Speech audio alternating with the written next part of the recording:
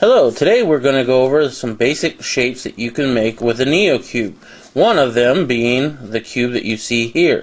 First, let's go over some different basic shapes. Now the first shape that we're going to make is the triangle. The triangle comes in different sizes, however the most common used triangles are the 6-sphere triangles and the 9-sphere triangles. Now with the 9-sphere triangle, just make sure you have 9 of these little spheres. Make a little ball like such. Then you pinch down on 3 of them there, so it makes kind of a little point. Now while holding that in your hand like that, you push in with your other thumb and you can make the 9-sphere triangle.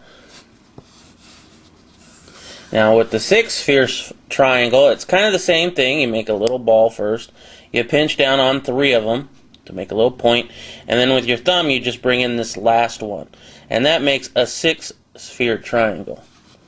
So those are the triangles. Now before we move on to our next shape, I kind of want to go over real quick on what interlink connections are versus non-interlink connections. Well, now these are magnets and they behave just like regular magnets. Polar opposites attract, same poles repel. And right here we can see that these are the same pole. Now if I turn this around, it attracts. Now here is what a non-interlinked connection looks like.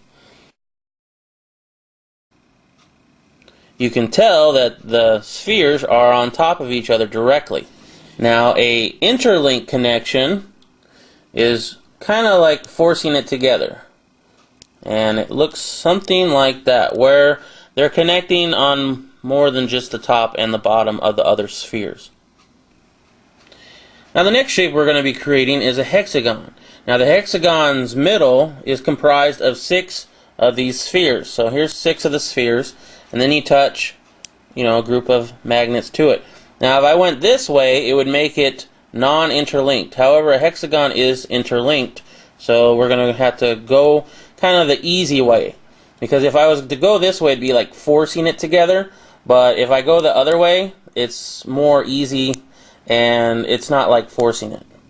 So we go this way and it just kind of snaps really nice and easy, and we go all the way around one time and you make a hexagon. Now you can go around multiple times to make a bigger hexagon, but this is the main size that you usually want to work with when working with your NeoCube. Now let me give you another example of interlinked versus non-interlinked. If I put these two together, you can see that they're interlinked. They're touching multiple sides of these spheres.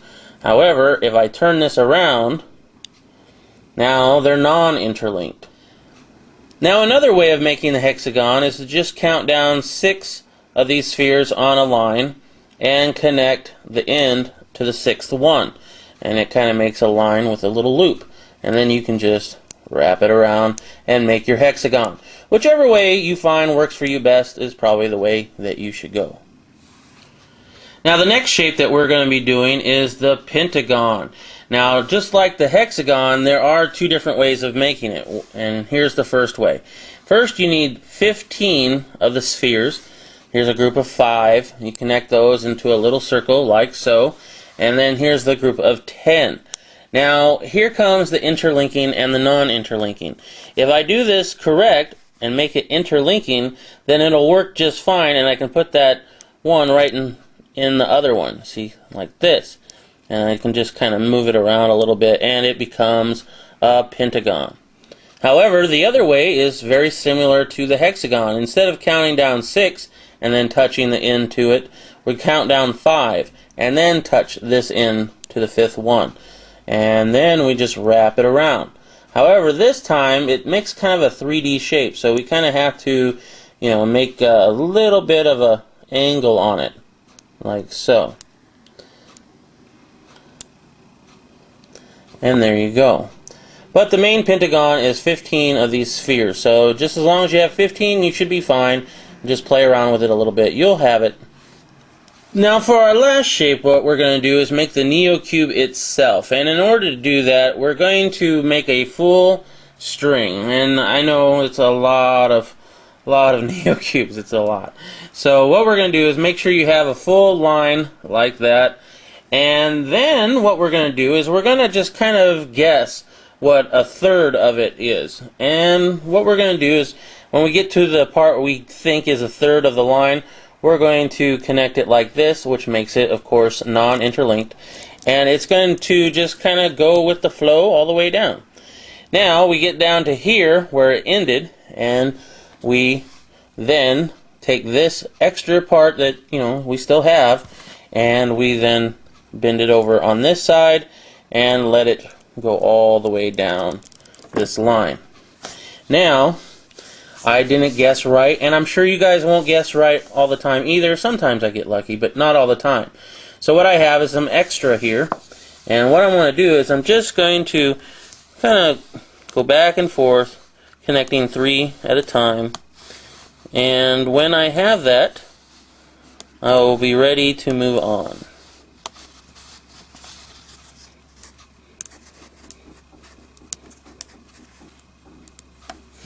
Okay, so now I have that. Now basically what I have is a row or a string of 3, separate rows. Now all I have to do is bring these 2 together and connect them. And it's going to zip all the way down. Then we turn it over like so. And we can see that there's 3 of them here that we just need to separate, and that takes a little bit of practice. So if you don't get it on the first try, don't give up. Making the NeoCube is about practice. Now once we have 6 rows of these, then we can go ahead and count down 6 spheres and then bend it over and very carefully place it. Now making the NeoCube takes a lot of practice and a lot of patience. So if you don't get it on the first try, don't give up. It took me quite a while. Now once you have that, then it's pretty easy. You just fold it over again like so. Now you have a group, a solid group of 3. You're halfway there. Bend it over again here very carefully. Make sure you kind of just make sure they're all nice and snug. Just a little bit of a squeeze here and there, not too much or you'll ruin it. And then the last time right here. Now the last one sometimes is the trickier one. You kind of just want to make sure you line up the ends before you make sure that these are all correct. Kind of just push down very gently. And there you go. You have the NeoCube. And then you can try to learn how to split it. That's always fun.